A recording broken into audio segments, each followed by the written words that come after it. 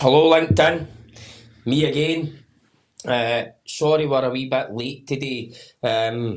Our good friend Mr. Elon Musk has messed up our afternoon already, but me and Martin's going to still have a great time even though his Starlink decided not to work, and we've had folk running about for the last probably half an hour trying to get it all fixed and stuff like that. So Elon, that's you. Your Christmas card's getting ripped up and you're not getting it.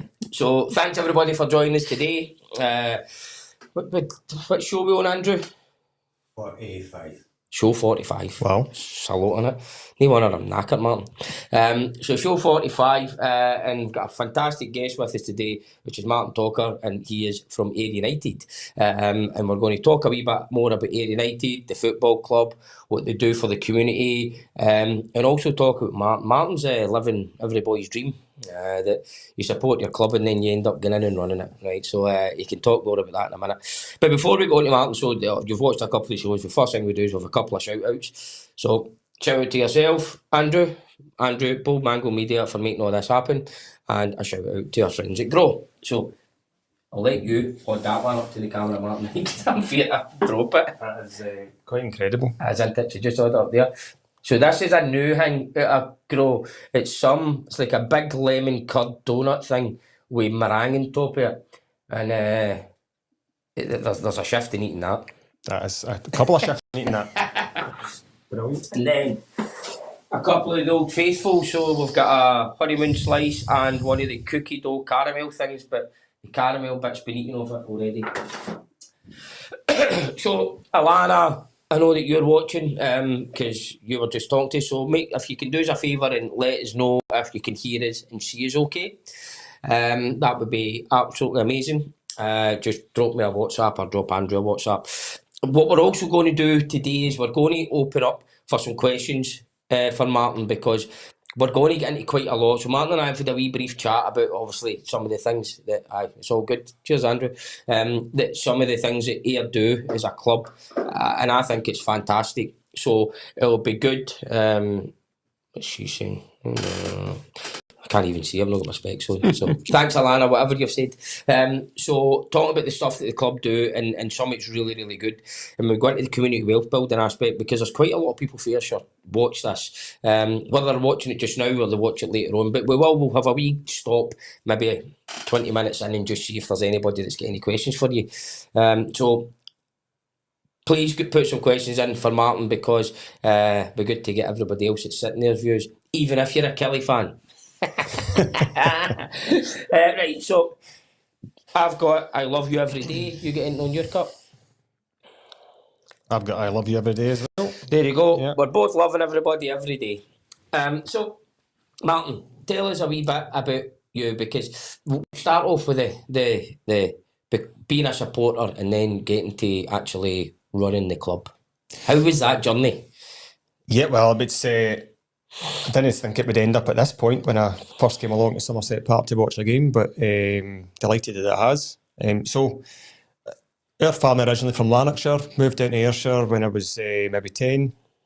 My dad worked down in Digital Compact, and then my mum and dad split up, unfortunately. But that allowed him to move down here, and I came here every weekend. Played football, boys club for Dalry. I'm a North Ayrshire boy originally. And then through the kind of a tie-up at the time, I got a chance of a pre-season ticket. So that was what me and my dad did every second Saturday, come and watch Ayr.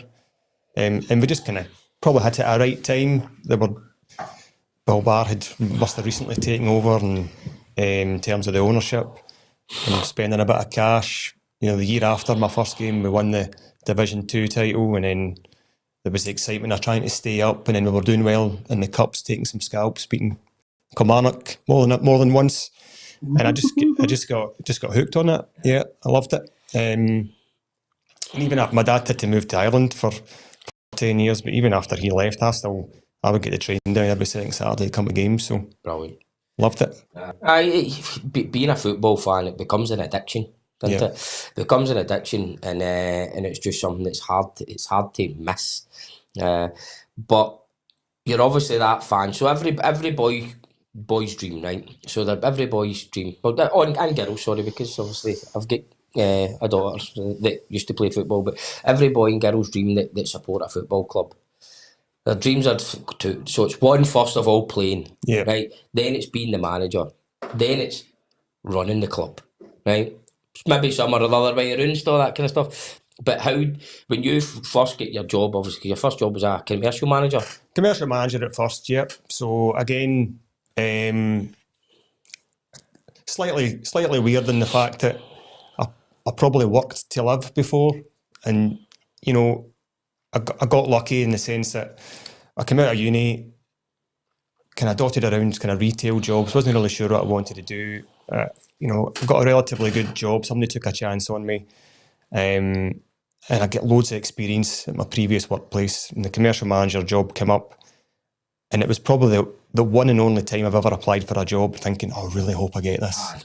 Really wanted it, because football's a big part of my life. I was going to say it's my life, but I've got my wife and kids. Can't really say that. In case they're watching. Football has been, whether it's been playing or organising leagues or, you know, going to all the Scotland games, going to all the games, just love football. I've always loved football. Aye. And it's a thing that, you know, my spare time just gets eaten up by it. Aye. So to actually find myself in a position where I could have got paid to do that, it was, rather than it costing you a fortune, That's you're it. now actually putting money in your bank for it. that's it. It was just, and then obviously to get through the interview process and get a job, brilliant. It was a dream come true. Yeah. And I'm pleased to say that I love it.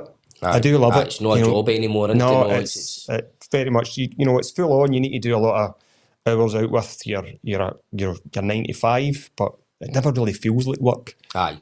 And you do get the pressurised situations and things go wrong, just like any other job, to be fair. But I think when you're doing it for the club that you support and the club that you love, it doesn't feel quite as bad. And the fact that you can see, so we talk about all the time, our whole life is about trying to make a difference. You're making a difference. So every time you have a success, you're then seeing it in the park. You're seeing all those, however many thousand fans are there watching and stuff like that. That must be some amount of self-satisfaction for you when you're going, do you know what, look, that used to be me. I would be sitting there going like that. They're doing a great job up there. Yeah. Right? Now you're the person that's doing the great job and actually delivering that and giving that back to them. It's, you know what, there's a couple of different probably facets to that. Like sometimes you can do everything right and, you know, you've actually had a great week and then the team will go and get beat. Aye. And suddenly the perception was everything's rubbish. And sometimes you go home on that Saturday night and you put your head in your hands and go, this is quite tough. But then the flip side of that, see when you've had a good week at work, you know, your hospitality's hit the mark and everything's just went really well and the team have won in Park as well. It is a high. It is a proper It must be like euphoria. You're just, because you know what it's like when you're a fan doing that, but then when you're a fan, you're a business person now, you're running a P&L that for something, and everything's just it's a win-win-win for you. So it's you must be getting that euphoria times 2 or 3, and it must be great. That's it. I think in a weird way, I was wondering, as I say, football is a big part of my life, and when I did take the job at first, I kind of made a promise to myself, like, see if I end up not hating the club, but see if I end up losing a bit of love for the football and losing a bit of love for the club because it becomes a job, then I would just want to walk away. Aye. But thankfully that's not happened. But it's been interesting the way that it works. Like the wins mean so much more. Yeah. When the team are winning on the park, it just means so much more to you. Yeah. And then probably the flip side of that, you would automatically think that the losses are harder to take, but actually you need to learn to roll with the punches a bit more. Aye.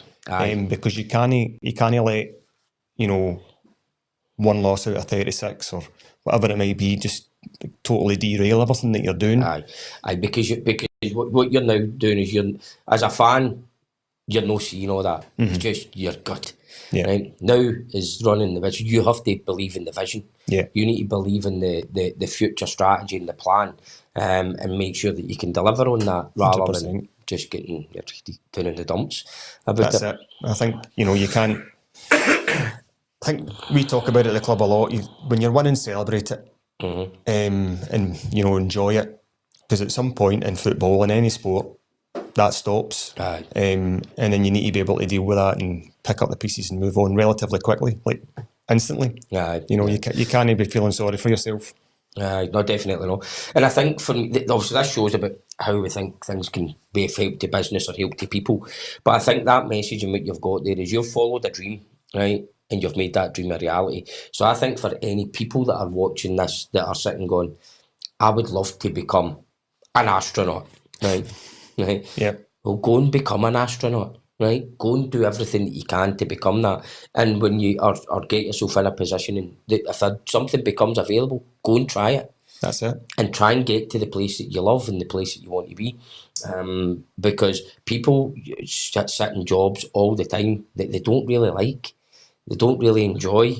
A lot of them will work hard at it and stuff like that we spoke about with your last job. It's not that you didn't work hard at it, but it wasn't really you. And hopefully you're sitting going, now I've found my place in the world and I'm enjoying it, and it's not like a job. We see it all the time in our places. There's like a lot of my staff sit and go, they don't see their work as a job. They see it as something that they enjoy, and they're bought into the vision of where we're going. And guess what? That's it. I think, like, be the best you can be, whatever you're doing, because people notice that. And, you know, I think we spoke earlier on, like, be conscientious, be reliable, be the best version of you in whatever job that you're doing. And you're always picking up experiences. I worked in retail and in business development, and there's things that I learned in the retail world that I've been able to put to use at Ayr United. And there's loads of lessons I learned from my previous job and my previous bosses about how they manage things and how they kind of set about their everyday kind of a working life, that you go, actually, some of them were annoying at the time. Aye. And you think, why is he getting on at me for, that's somebody else's fault? You know, but very much it was like, if you're responsible for this, you're responsible for this. Simple. So it doesn't matter if there's a couple of other people connecting those dots. You be responsible for it. Aye, and you take ownership of it, and you go and deal with the problem, right? So, and you don't get a lot of that. People taking ownership of things is a hard thing to do, and going for that, being a worker to taking ownership is sometimes a tough step for people. But with regards to the team, are they all right, aren't they? Yes, I think so. I think to be fair, I think probably a lot of our supporters had bigger expectations for this season. But having said that, I think by Ayr United standards, we're having a good season. We're sitting third. We've got a really big game tomorrow, and it might cut the gap between third and second. But I think the realistic situation of where the club is at the minute, I think we should be aiming to be in the playoff places most seasons. Brilliant. And that's exactly where we are. So I think I'm relatively content with that from an employee sense, but also from a fan sense as well. Yeah. And obviously, Scott Brown coming to you, obviously he was never in my Christmas card list being a Rangers fan, right? But I think he's done really, really well. Yeah. I think, as I say, and it's obviously putting that to the side, you're having to go, do you know what? He's done a good job so far. Yeah, well, we put a stat out at the start of the week that his win rate is actually the fourth highest in United's history in terms of permanent manager. Brilliant. And it's the highest since 1966. I think it worked out to be. So, listen, he has done well. Obviously, folk will say he's in charge of a different club. You know, it's more progressive. We've built the turnover up, etc. But he's also competing in the Championship, where a lot of other managers in recent times at United weren't. Aye. Because we'll probably up until we get promoted in 2018, we were a yo-yo club for 100% for the bulk of 2 decades between League One and Division 2, as it was called at the time. So that's an impressive start, I think. I think you can see the club's going in the right direction. Obviously, I'm trying to think when Taylor left. We'll go into his whole journey in a wee minute, but I'm trying to think when he would have left. So he would 2013, probably 2016. I think he maybe left, and it's a completely different club from then. I just can see a massive difference overall, not just in the park. Yep. You can see obviously what you've done with the. I've not been in myself yet, but obviously I've been told some great things about your new corporate hospitality areas and all the investment that's been in the club. You can see it's now turning into more of a business. Yep. It was obviously, when the bars had it and all that kind of stuff, there was money there. But now it looks more like a business from the outside. The chairman's been brilliant. So he's invested into the infrastructure of the club. and things that can generate revenue for the club. So, you know, the hub in terms of the offices, the bar, the club shop, you know, the hospitality suite that you're mentioning, you know, currently doing the training ground and he's building a gym. So, listen, it's fantastic. He's going to leave a real proper legacy for the club. Yep. And then, as I say, most of those things are going to generate revenue, which is important. So, when I became a fan, it was Bill Barr, and you know, not that he wasn't trying to do some infrastructure stuff. There's, you know, infamous project at Heathfield that never came to light, but he put a lot of money into the team, and we've got some great memories for that, semi-finals and cup finals. But there's no real legacy left. We see it quite a lot with a load of the junior teams and stuff like that. Somebody takes over, throws sums of money, and it gets all these good players in, and then it's forgotten about 10 years later. Yeah. What you've now got is a strategic, hopefully sustainable business plan that's going to take you and continue to keep growing and developing and growing and developing. And Dave's a cracking guy as well. As I say, I met him at the Chamber Awards, and I think he was actually going to be coming on the show and all, but I thought we'd get you on first because you're actually the worker. You're the one that makes it all happen. So tell us a wee bit about the community wealth building aspect of here, because all I ever hear is all the things you try to do to give back. So well, the folk that are watching and listening know what kind of things that you do, if you can. Well, I mean, the majority of our sort of a community programmes run by the academy. So the academy and the club, albeit you know, we're under the one badge, under the one banner, but they're run slightly differently. Different entity, and the academy have done a fantastic job in the local community, and it probably goes under the radar sometimes. So I mean, I believe it's their 20th anniversary today. Is it actually today? I was told it was today, but then I think they were arguing in the office earlier whether it was the 2nd or the 5th, but it's close enough. It's running about now. It's close enough. 20th anniversary. I mean, they recently won the best professional club in the community for the SFA. Brilliant. And probably higher than that, they won the UEFA Silver Award. I think they were only pipped by Marseille in terms of all the clubs in Europe and what they can contribute to the local community. So how's that not getting shouted about? And well, listen, I think, you know, we speak a lot about the narrative at the club, and we realise that we probably need to shout about ourselves a bit more. We probably need to refine that a little bit more in terms of telling people what the club stands for, what our vision is, what the expectation should be, and try and get more of the local community to kind of buy into what the club is all about. But I think that one of the most amazing stats about the academy in recent years was UEFA conducted a study, and I think they had worked out that the academy itself was given a €10 million benefit to South Ayrshire. And for every pound invested in the academy, you got £17 worth of value to the community, which is an incredible statistic. That is incredible. That is. They do a fantastic job. And obviously I know firsthand. Obviously, my oldest son Tyler, he was part of the academy, so he signed with the pro youth side in the academy when he was 10. He was there for like 3.5 years. He broke his arm and then ended up out for a while, and that's kind of how I ended up leaving at the end up. But at the time when he was 9, he turned into a cracking wee player. Yeah.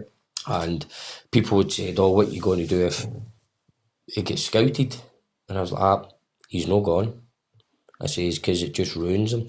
And I'd heard stories for other clubs and stuff like that, and kids had went and then get kicked out, and it had basically shattered their dreams at a very young age.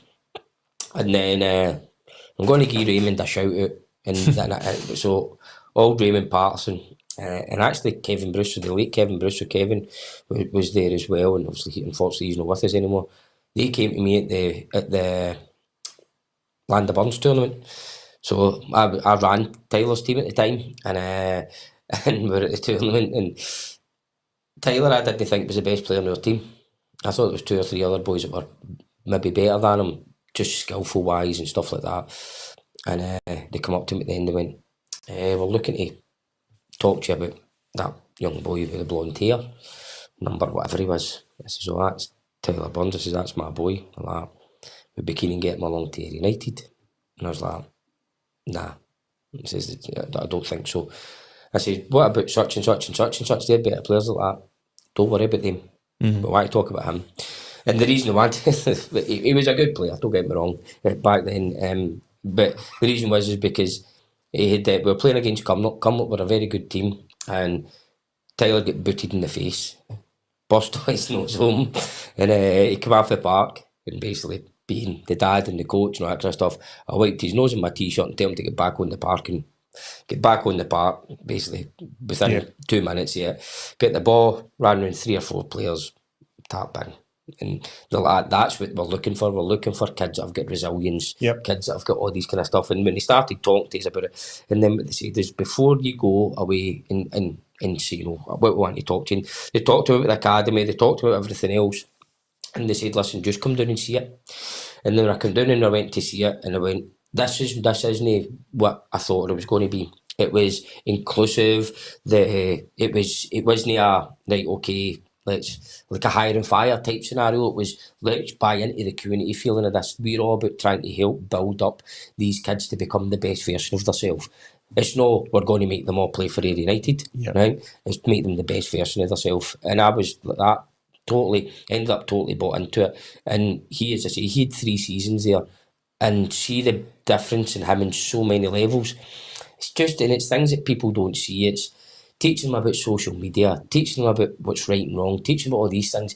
And what he learned and gained out of that, just from a personal point of view, was massive. His footballing ability was improved drastically as well.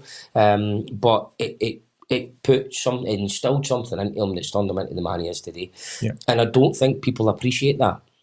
And I think that's where, when anybody says to me, should my kid go to pro youth, I would be like, 100%, because they will learn stuff.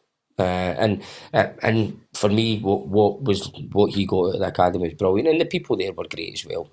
I say, I will also give a big shout out to wee Billy Alexander, in case he's watching.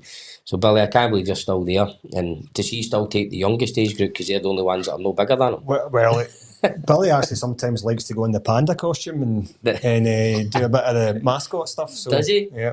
So it's the smallest panda in the world. Is it like a baby panda? The smallest panda. Is that baby panda that Edinburgh Zoo have been searching for? Oh, bro, he's so good. As I say, when I first met him, I'm going like, I don't know about you. And then you realise he knows his onions, right? He's very, very good, and he's brilliant with the kids, because he was doing the girls' academy for a while, wasn't he? Yeah. So is he must have been there no far for the start, Billy, has he? I can't be that far away. I don't know if he'd be old enough to be there right for the start, but quite possibly. Well, he's definitely been there 10 years. Yeah. So I think he'd been there a few years before we got there. So definitely there a long time. Great guy. Got so much respect for him, and he's quite a funny wee bloke. Well, these guys take pride in just exactly what you're saying. The type of human beings that are coming out at the end of it. You know, what kind of boys are they in real life? It's not just about whether they're going to have a football career. That they're very passionate about that side of things, and exactly what you're saying. No, good. Is there any questions in there, Andrew, actually? Because I forgot. I do this all the time and forget. Audrey Duckworth and one other commented in some posts, so I don't know if that's this post. See, Andrew's too busy dealing with the buttons. Yep. Hopefully some of my pals haven't seen it, because they will be asking some awkward questions. That's good. Hopefully we Billy's in there like that. They're complimenting 45 shows. They're just complimenting, right? That's fine. Well, as long as you're complimenting, thought wee Billy was going to come in and give his abuse, saying he was the smallest panda ever. So one of the other things, so obviously this show's about trying to help local businesses, and one of the things we spoke about is obviously what the club, so like obviously sponsorships and all this kind of stuff, and so see if you've got companies that are working in partnership with the club, how does that work, and what does both parties get out of that? I think that was why I came into the club, you know, the commercial side of things, and I was trying to give that a bit of a boost. And I would say that to the large part, when I got involved 4 years ago, a lot of the sort of advertising and sponsorship around the club were probably businesses and individuals who were already Ayr fans. Aye. And, you know, I've obviously set about a task to maximise that. And by the way, very much helped with the fact that we've got a chairman that was investing in infrastructure, and, you know, the team were performing well in the park. All these things help. It's nothing just, you know, it's not just a force of personality from myself. All those things are very much linked. So we've kind of spread the net a little bit wider, and I would say now that, you know, you're never fully maxed out, but, you know, we've made a huge amount of progress. The commercial side is tripled in terms of in fact, quadrupled, actually, I think, last year. And it's a lot of companies they want to be seen to be part of the journey. They want to be seen to be part of the community. And I think, to talk ourselves up a little bit, I think what we've been relatively good at is developing those partnerships with those businesses, and we don't just take them for granted. Contact them once a year saying, you keeping this board, or you keeping this, whatever it is they're doing. Just give us your money and we'll speak to you in 12 months' time. We've tried to nurture a relationship there. How can it benefit you as well as benefit us? Make them feel valued. Mm-hmm. And then I think we've been successful with that in terms of turning a lot of smaller sponsors into medium sponsors into large sponsors.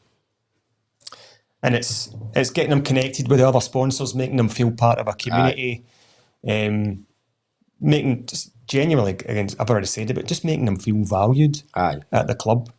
And then we still get a huge tranche of guys they're there because they support the club. Aye. That's football's their passion, there's their team, they want to be putting some money into the team. We've got companies that just want to be part of the community. Mm-hmm. And they kind of want a wee light touch. They're not too interested in speaking to you all that often, but, you know, they want to be seen to be part of the community. But then we also get businesses that are looking for a wee bit of exposure. Yeah. And then football provides something a wee bit different. Yep. Obviously it provides a different demographic that might be specific to the business that they run. And those things are quite interesting because obviously we've got databases of all the fans that will buy home tickets. We've got a relatively large following on social media, and that appeals to some of the businesses that think, well, actually we could maybe do something in conjunction with Ayr. You know, we're doing a thing that was just announced this week with Stagecoach, and Stagecoach have been brilliant with us. And strictly speaking, they're not a partner that are investing money into the club and putting advertising boards up, or at least not at this particular time. But they see a benefit in us working with them. So, you know, starting from tomorrow, ticket holders are going to be able to get cut price bus travel. And it's like for the full day, for £3, they can get an Ayr day rider, and they can go wherever it is on the match day, wherever they're travelling from, partner, girlfriend, wherever it might be. And they can get this cheap bus ticket. So things like that are great, because that's obviously helping them, but very much helping us, because it's helping our supporters come to games and making it more affordable for people that might be put off with the travel or the cost. Again, it's also giving something back, right? Yep. So every time you give somebody something back, good things usually come at the back of it, and you're not doing it to get something back for you, for your own personal benefits. If that can help someone else out, right? Yep. And guess what? If it works out, they don't become an avid supporter, it might still bring up the odd person here and there that's getting a nice day out. So they're getting a nice day out. It's not costing them as much as they probably would have done, etc., etc. So that giving back, I think, is massive. I think definitely. We do a lot of it's the sort of a supporters liaison officers that kind of kicked it off last year, where supporters were donating money for kids to get free season tickets, and it was hugely popular last year. And some of the sort of anecdotal feedback you get for that is amazing. So it's people that just don't get the time to go to games, just don't have the resources. The parents maybe can't afford to take them along, or whatever it is. Some of these people have never been to a football game, and they get handed that ticket last year, and they came every week last year. Listen, whether, like you say, whether or not they become Ayr fans in the future when they're adults, it's all to do. Mm-hmm. But nevertheless, they've still had that experience for a season, which they wouldn't have got. So it's brilliant. It's amazing. It's amazing. And the actual Ayr supporters have got a much bigger reach than just Ayr. Yep. There's I don't know, I'm trying to remember what they're called. So a boy that played at Ayr with Tyler, his dad, David Blythe, he's a pure, absolute mad Ayr fan. Do you know David Blythe? No? I recognise the name. Math teacher for Mauchline. Right. But is it some Munchers supporters club? Right, yeah. Because he used to sponsor all he sponsored the players, so he would sponsor the player from this United supporters club that are miles away. You actually don't realise that the reach that some of these the clubs have. We've got fans. There's a quite a substantial supporters club in Aberdeen. Right. We've got fans down in London that will regularly sponsor things, and we've got fans in Dallas and in Florida and loads of places. It's in Australia. It's quite funny. We set up a new. Well, it's not new anymore, but we set up a proper online store maybe 2 years ago, because the online store that we had wasn't really fit for purpose. So we modernised it and made it a lot easier for fans to buy stuff, and it's been hugely successful. But then you see all the orders coming in from all over the place. Australia, Holland, France, Germany, America. Like, wow. Aye. It is properly worldwide. Aye. Ayr United, the global phenomenon. No, good. And what's the kind of future look like for the club and you personally? What's everybody's goals and ambitions? Well, obviously the infrastructure project ongoing at the minute is the training pitch and the gym, which will be finished for the start of next season. Finished in the spring, actually. We're also doing some filling in some of this new stand that was built last year, so that's getting filled in a little bit. Some new toilet block and some new hospitality rooms in there. I think whether or not the chairman's got a big infrastructure plan after that, who knows? But the bulk of that, what he'd initially set out to do by the time the spring comes, will be done. And I think that internally, we want to be a Premiership team. We want to be promoted. Now, it's easy to say that because there's another 9 clubs in the division that are thinking the same thing. It's incredibly difficult to do, but let's no shy away from the fact that is ultimately what we want to achieve at Ayr United. We want to bring top flight football to the town for the first time since 1978. So that would be absolutely incredible. There'll be so many fans, myself included, that have just never seen it. Aye. That is ultimately what we want to do, but as I say, it's easier said than done. And it's the thing is as a fan of any club, you start doing well, and then your expectations and your ambitions just start to grow. Yeah. Right. But unfortunately, that's not an easy league to ever get out of. No. It's very, very tough. But the club itself and the academy, I'll talk about back to the academy for a minute. So the academy's been, as you say, they've won the awards and stuff like that, but that's been punching above its weight since it started. I mean, obviously when Tyler was there, he's played Rangers, Celtic, Hibs, Hearts, basically all the Premiership teams. So you had Ayr United that were sitting in, back then, second division, maybe, whatever. They were, to be fair, the first team were crap. But the academy was doing brilliant, or at least it was playing against the top talent in the whole of the country. So there's always been the ambitions there for it to be a Premiership team. Yeah. It's just obviously it's taken a wee while to get to where he's up to now, and then hopefully you might just need a wee bit of luck, and then that next step goes. That's it. I think we've been sitting quite a lot of meetings in the last couple of weeks and looking at who you're up against, looking at your peers. Aye. What are they doing that we're not doing? What are they able to achieve that we can't achieve? And fans hate talking about budgets, but budgets are important. 100%. So, generally speaking, the team with the most money win the league. Aye. Generally. So I think we're looking at it a little bit in the sense of, do we just keep doing what we're doing, plugging away and hope to get lucky to a degree? Or do we try and change? Do we try and get more people to buy into the vision, buy into the club? Because I think ultimately we need more fans to come and watch us. Aye. We're competing against, Partick and Wraith and Dunfermline and St Johnstone, who have got multiple more people coming through their turnstile than us. And somebody told me, a wee start the other day there, that just purely on the basis of fans walking into games, Dunfermline are able to generate £1 million more per season. So that's huge. That is absolutely massive at this level. So we need to find a way inside the club to really get our brand and our vision into the town and into South Ayrshire and get more people coming along. Yeah, and I think it's trying to get that stretch, that reach out a wee bit as well, because I know there'll be fans that come from a lot of different places, but I don't know what the stat is about how many people that have got season tickets are actually from Ayr versus Irvine, Kilmarnock, obviously all the surrounding towns and stuff like that, and it's how you would obviously try and get those people in. And the other thing as well, though, is if you do manage to get up, you want to stay up. Yeah. That's then also another challenge for. Of course, it would be. Yeah, that would be. But it'd be a nice problem to have. 100%. Mate, 100%. Do you know what? Part of me thinks that if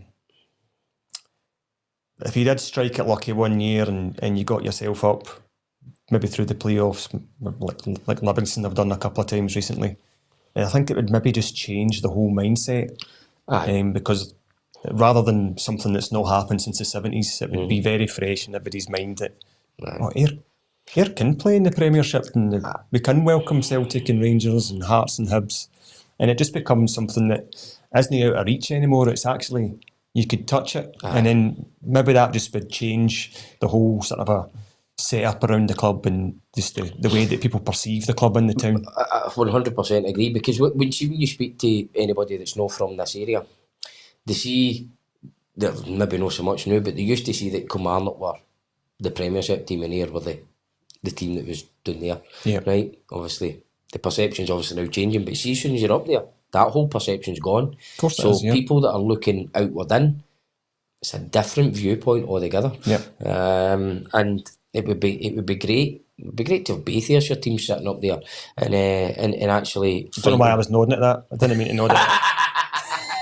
No, one Ayrshire team up there, but obviously it depends on what you drive out this building to it as well, to what one you pick. But these kind of things all just help the economy, of course, the local economy, because that's one of the things that you guys are doing as well, is you're contributing to the community wealth building aspect, but you're also contributing to the local economy. And that's something we're always talking about in this show. We had obviously Claire Baird on you last week, and we all stay here, we all want to do the best for we can here, so having the football club up there is only going to benefit it. It's not going to do any harm, that's for sure. Absolutely. I mean, if we were in the Premiership, I mean, the police would maybe take a different matter, and maybe some local businesses might feel different. But if you've got 1,500, 2,000 away fans coming in buses and trains every second week, of course that's going to make a difference to the local community and the businesses and the pubs and the restaurants, hotels even. 100%. Well, obviously, look at Auchinleck, right? Getting Celtic, that's going to be game changing for them. The amount of money they're going to, and obviously I know they've probably got enough money than as it is, but that's a game changer. Obviously that's one game though. So imagine you were getting that every, maybe even if you look at 6 times a year. So 6 times a year that you're just about to probably quadruple the revenue that you would normally get. Massive. That is absolutely huge. What's happening with Auchinleck? Are they trying to use your park? No, not heard anything about that. I can't imagine they would want to play anywhere other than Auchinleck, to be honest. I would have thought it was somebody I was talking to was saying that, they're trying to get it either at Somerset or trying to get it at Kelly or something like that, to try and mean they can obviously get more fans in. But it's an interesting one, that, because obviously they would stand to make more money out of doing that. Although I think Kilmarnock are at home in the cup as well. But I think it's one of those, they've drawn Celtic for the first time ever. They probably just want to play it at home, don't they? If you're a Talbot fan, you definitely would, wouldn't you? And if that game's guaranteed to be on TV regardless, but, if you're whoever it would cover it, BBC or Premier Sports, they probably want it to be at Talbot as well. I hope It's a Talbot whole different different. them. That's very good. That made my day. I've not got fond memories of watching Talbot, unfortunately. He put us out of Scottish Cup a few years ago, so... My brother-in-law, he's fucking like, obviously, there's in the group chat, as soon as it came out, I'm on the Talbot, so we're both going to get a Talbot strips on and go and watch it. It'd be brilliant. I swear. You'd be lucky to get a ticket, maybe? I think you will be lucky to get a ticket. I could just go and watch it in the pub with a Talbot strips on. But it's, can you imagine? Can you imagine if they, again, that would be just brilliant for the whole area. Of course, listen, I live in Beath, right? So Beath had a couple of forays into the Scottish Cup, and of course they played Ayr United. When was that? 2018 or 2019? But I mean, that was brilliant. I had all my pals, that was before I worked at Ayr, and all my pals round, and the one and only Ayr game I've ever been able to walk to. It was brilliant, and then the town was buzzing that day, because Beath would normally get a couple of hundred people, but there was 2,000 at that game. Yep. So it's fantastic. It does. It just adds that wee bit of more excitement and stuff for everybody that's local to it. Just tell you what, the Celtic fans will enjoy that as well, because Scottish football's quite a small pool of teams to a certain extent. People play the same teams all the time. So you get to go to somewhere you've not been to. It's exciting. Oh, they're going to love it, getting absolute belters for the Hawk and Lake fans. I'm not saying they want to go back, but they'll enjoy going to see it. They'll be enjoying being there. You're sitting there, you'll get about 15 bottles of bucket getting flung at you. It should be good. Obviously, my stepkids, they're all Celtic fans. They're like, I hope we go Hawk and Lake. I was like, be careful what you wish for. Yeah. I'll be interested to see the kind of team that they play against them, because they might try and play a kind of younger, more inexperienced team to give them a bit of game time. And the risk of that, though, isn't it? Hopefully the Talbot scalp them. But no, listen, I think for me it's great to see what's going on here. As I say, I've had experience of the place back when Tyler was there, and I can see a massive difference in it. And you just have to hope that it keeps going from strength to strength and gets up there, and then hopefully everybody will be happy. That's it. I think it will. I think as I say, the Davy Smith, the chairman, he's been fantastic, and the infrastructure that he's leaving, the legacy he's leaving, and he's got a lot of the same ambitions as we all do. We're all striving to work to the same goal. So, good. Obviously, we'll give Ashley Construction a wee shout out and all, because at the end of the day, it's Davy and those guys, and if they're putting the infrastructure in place, and again, it's good to see Ayrshire businesses investing in Ayrshire communities, I would say, because that's what it is. It's not just investment in the team, it's investment in the community. That's something Davy's really key on. Like any infrastructure project that he's did, it's the local companies that are doing the work. It's if possible, it's some of our sponsors that are doing the work. Likes to give back, so that's the way it should be. That's good. Well, when he's looking at something that needs reliability done on it, we'll happily help him. Right, okay, Martin, is there anything else you want to cover today that we've missed?